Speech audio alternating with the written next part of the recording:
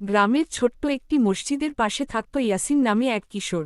বয়স মাত্র 12, কিন্তু তার মনটা ছিল বড়দের মতোই ভাবুক। সে প্রতিদিন ফজরের আজানের আগেই উঠে অজু করত, মায়ের পাশে দাঁড়িয়ে নামাজ পড়ত।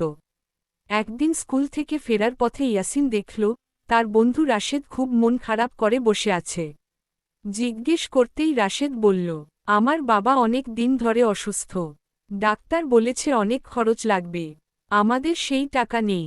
ইয়াসিন কিছুক্ষণ চুপ করে থেকে বলল, চলো আমরা আল্লাহর কাছে দোয়া করি, আল্লাহ তো সব পারেন।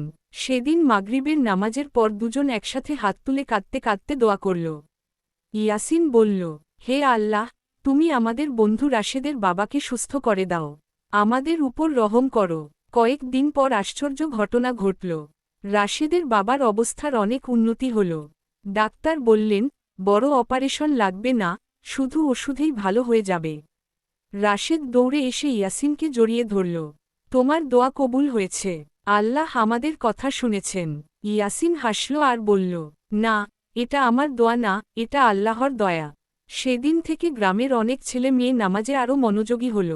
তারা শিখে গেল, যে মন থেকে আল্লাহকে ডাকে, আল্লাহ তার ডাকে সাড়া দেন।